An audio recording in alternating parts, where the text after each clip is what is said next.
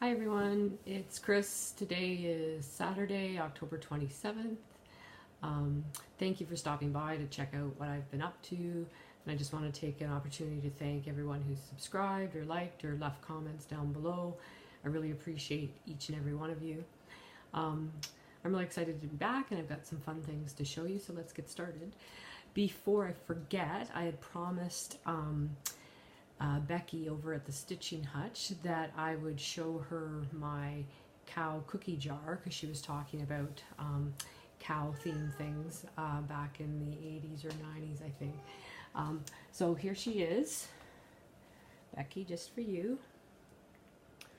That's my cow cookie jar. She sits in my kitchen. To be honest, I don't put cookies in her very often because she doesn't have like a seal, so they potentially could get a little bit stale. Plus she's a little bit challenging to clean out because of the shape of the cookie jar, but she's very cute and I like her. So there you go. There's my cow cookie jar. So I actually had a couple of finishes since I last talked to you. The first thing I finished was this tiny Christmas biscornu.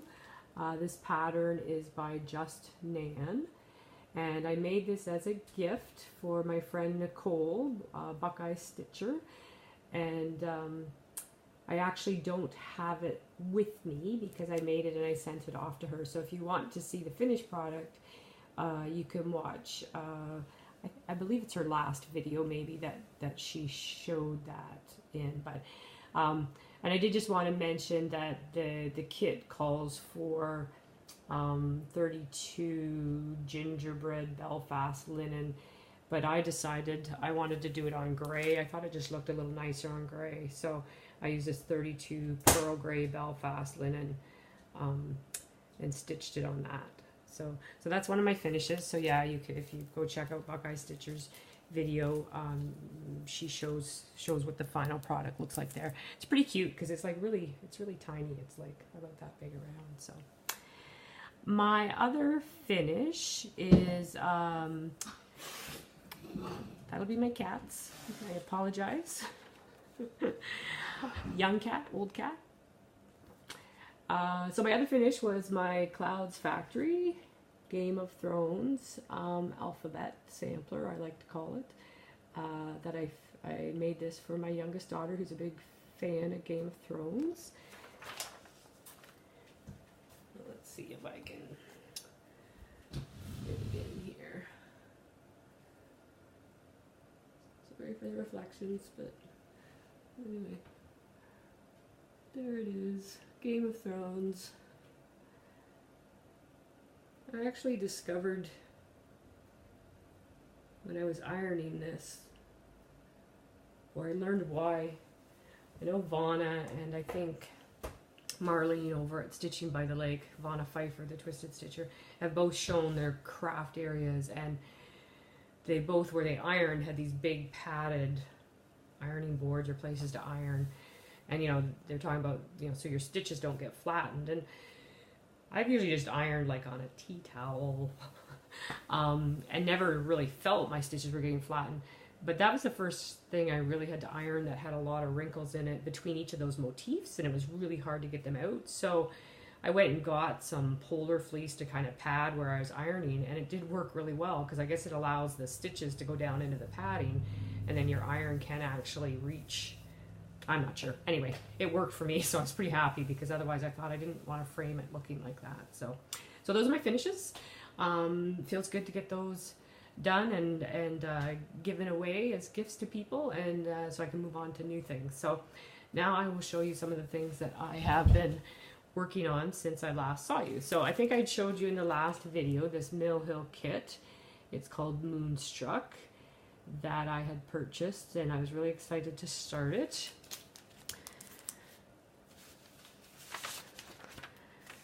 And I have started it.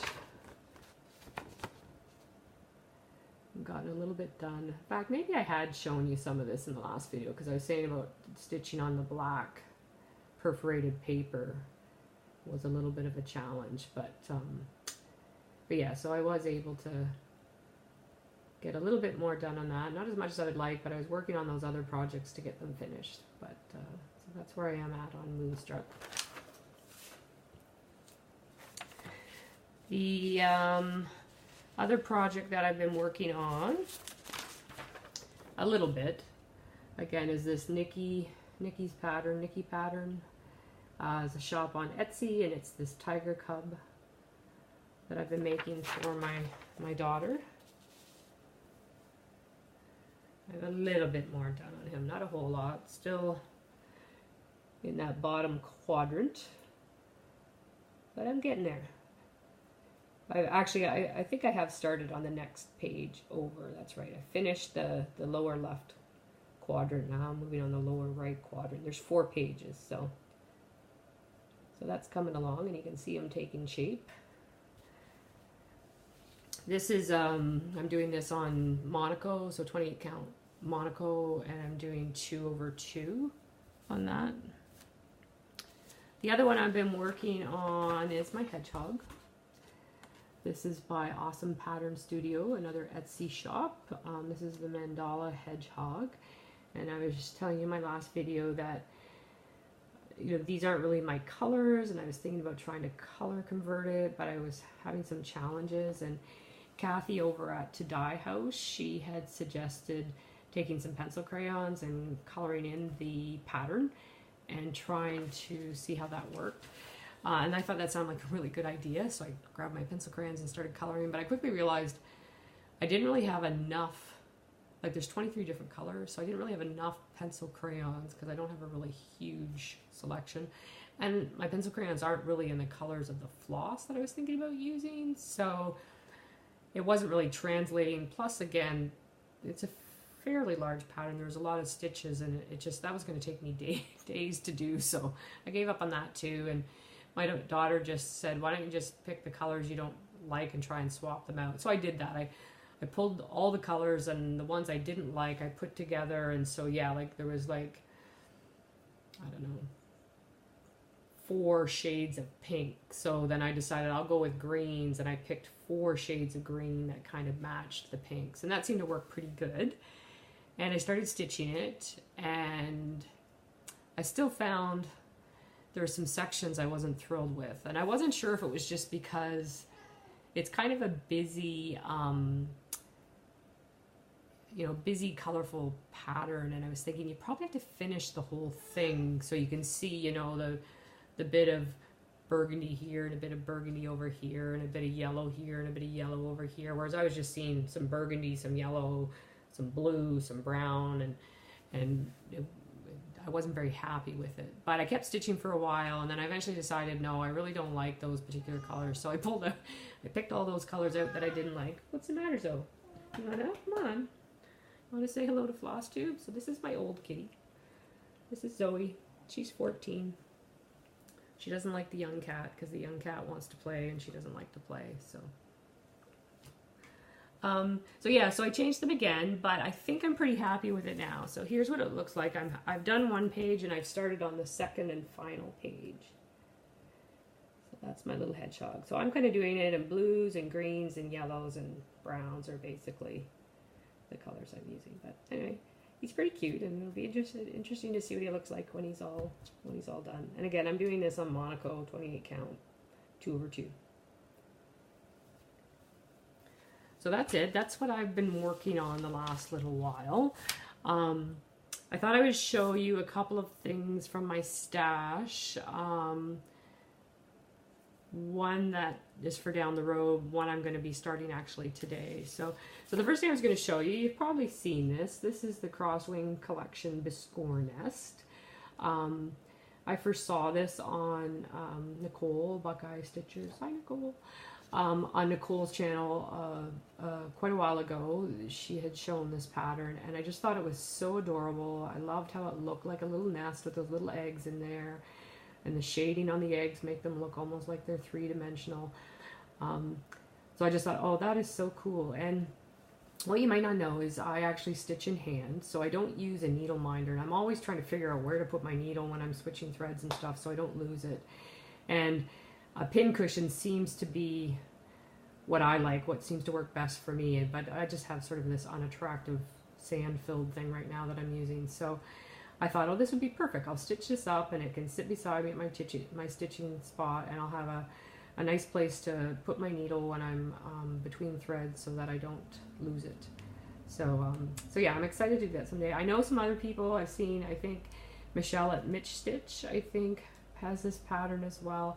And I think Kathy at To Dye House, do you have this one? I think I saw it on one of your videos, but I know there's a few people out there that have purchased it. So yeah, it's gonna be fun. To do. So stay tuned.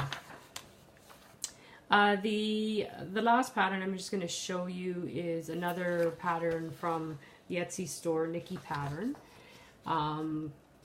Kind of along the line of the little tiger cub. So this is called Elephant. And this is what I'm going to do for my older daughter. She really likes elephants. She loves blues, and this is all done in different shades of blue. And you can see there's a little bit of purple in there. I'm actually going to do it on black on the website. Nikki has it done in black as well as on white, and the black was really quite stunning. So I'm going to be starting that later today. My goal, is to hopefully have it done to give to her for Christmas, along with having that tiger cub done to give to my other daughter for Christmas. But I don't know if that's being a little too ambitious or not, but we'll see how that goes. I probably, well, no, I'm not probably, I am going to just stitch this on black Aida. I had thought I really wanted to do like a linen or an even weave, just because, again, it's going to be a framed piece, but I've never stitched on black before, so I didn't think trying to stitch on a linen would be the best first experience stitching on black. So I'm just going to do it on black Aida, and I'm sure it'll look fine, and I'm really excited about starting that. So hopefully I'll be able to show you some on that the next time. The cats are on the table and they're bumping my iPad here. So yeah, so my plans are I'm gonna start that elephant today. I'm gonna keep working on the tiger. Those are kind of a couple of my main pieces, but I'm really enjoying the hedgehog. It's really hard to put him down, so I'll be stitching on him as well. And I really want to do the mill hill because I want to get to the beads, because I like doing the beading. So those are the 4 projects I'm probably going to be focusing on in the next little while. So that's our other cat. She's rubbing her face against the basket I have my iPad sitting on. So the last thing I just wanted to quickly share with you, I know several people, do thrift store runs or junk runs, or, everybody calls it something different. And I had tried that a couple of times. We have a few different thrift stores in our town, and I'd gone to one a couple of times when I was in the area, and there was never anything, like nothing, like nothing. And then one day there is another thrift store that I thought, oh, maybe I'll go and check that one out and look. Well, lo and behold, I was going to the wrong thrift store, because they had patterns and magazines and all kinds of cool stuff. So I have since made 2 runs there and found some things. So I thought I would just quickly show you some of the stuff that I'd found. So I did find some cross-stitch magazines, and these are all circa 1990. I think this one might be 1991. The other 2 are 1993. The cat's trying to knock the pen off the table. And yeah, it was like $1, you can see up there.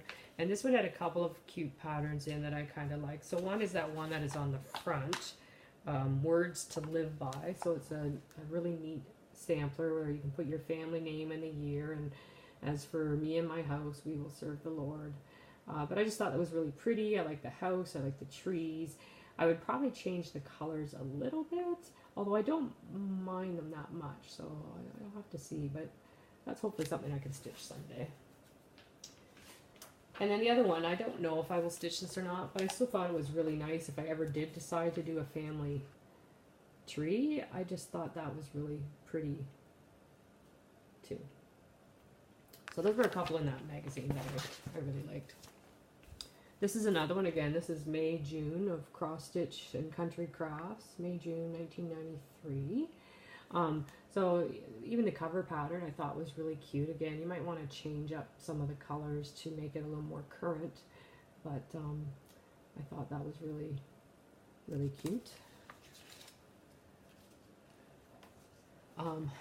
This I thought was really neat. Again, I don't know if I will stitch this or not. But if you're ever looking for something cool to stitch for the carpenters in your life, I just thought that was really stunning with all those different tools. I even really love the colors that they've used in that. So, and all the things around the border and everything, that is just the coolest thing. My father, this would have been perfect to stitch for him because he was a carpenter and made a lot of things and had a lot of tools, but he's passed away, so, but who knows? I might stitch it someday.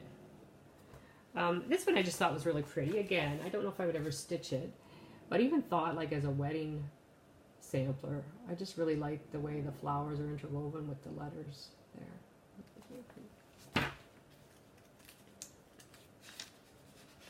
And then this I thought was just adorable. It's a pin cushion that you do like in a tart pan, and it makes it look like a pie. I guess you'd have to find the right trim to make it look like a crust. Sorry, that'll be my cats again. Guys, please go. Thank you. Anyway, I just thought that was adorable. I do think I would like to maybe stitch that one. I don't know, maybe that could be my small for StitchCon next year. And then I have one more magazine. This is what, Cross Stitch Country, and again, this is 1993. I don't know if there's a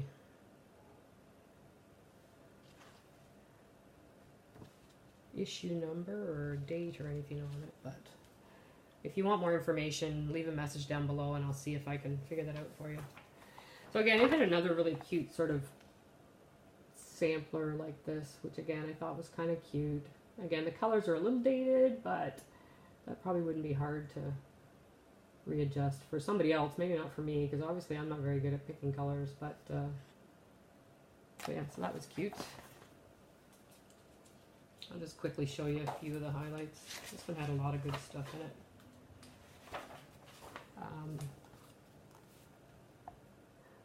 This one looks really good. It is called the Plymouth Sampler. So again, I would probably never stitch this, but I just thought it was quite striking with the ships and the pilgrims, and I like the colors and the fall Thanksgiving type colors. But that was cool. Even these, again, I don't know that I would stitch these, but I just thought they were really cute and really unique how they have the patterns in the borders. So there's a little boy and a little girl, and they give you the chart to do that stitching on the mat, which I'm not sure if they give you the instructions of how to cover a mat with linen or just how that's done. But anyway, I just thought those were very cute if you like country type things. What else? I like birds, so I thought this one was really pretty. And then you can even stitch those little birds individually and make them like into ornaments or put them on cards. I have some chickens in here for people who like chickens.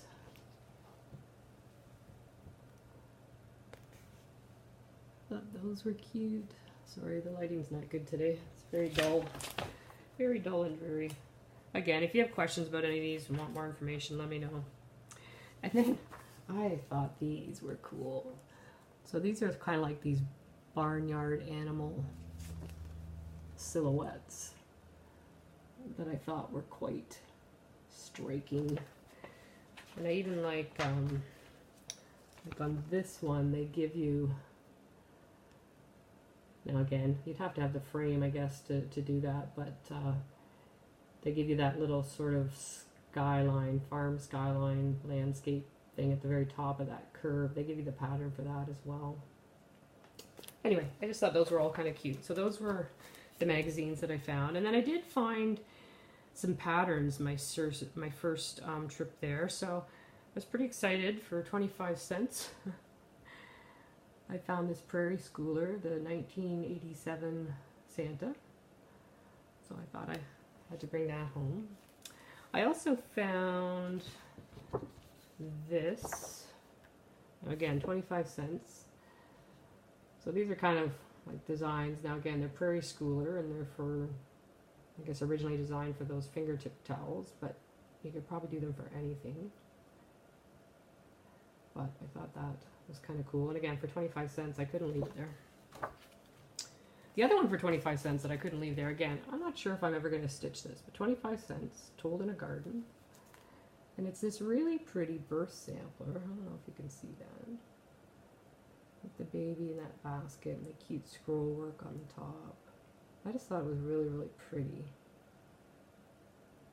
And again, 25 cents. I couldn't leave it there. And then the thing that I was very surprised about, and again, I had no plans to stitch this, but who knows, maybe I will someday. But I know I'm watching older videos because when I start watching somebody new, I like to watch from the beginning and work my way up. But I've heard a few people talking about the Monopoly board. And I know people have said about how the pattern can be hard to find and stuff. Well, look what I found. Which is sitting in my little thrift store for 50 cents. And yeah, like, I think if you go online, you might be able to get it for $38 or $40 if you can find a copy of it. But I was shocked. It's a little bit battered, but it's all there, and it's all readable, and all the instructions and everything are there. Anyway, that was a score. And then two more quick things. I know there's that movement out there for saving the stitches. And I think that's great, but I live in a fairly small house. I don't have a lot of wall space, so in my mind I couldn't justify buying stitching that other people have done to hang in my house when I have so many things I want to stitch and hang in my house. So I never really looked for, stitching that other people had done at the thrift store. But when I was there the other day, I just happened to turn around, and here was this piece, and I just really, really like it. I like the colors, I like the subject matter, and there's my cats again, sorry. It's professionally framed, double matted, it's on linen, I think, and really, like, the stitching's beautiful, so I just thought, and it's not a terribly big piece, so I'm sure I can find a spot to hang. But anyway, I was really excited about that. Sorry. It was $6. So that was nice. The other fun thing I'll just quickly show you, it's not really cross-stitch related, but I got one of these wall frames, that you put the really big art style calendars in. It came from Hallmark, $40.99. I got it for $5.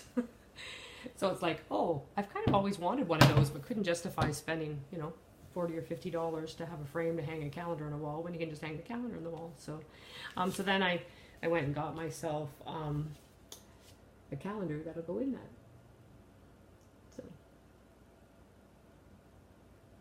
anyway, so I'm very excited about that. So those were my finds. So yeah, I'll probably be going back to the thrift store again at some point. But anyway, thank you everybody again for stopping by. If you do have any questions about any of the stuff I showed, just, write something down below. Otherwise, I'll see you next time. Bye.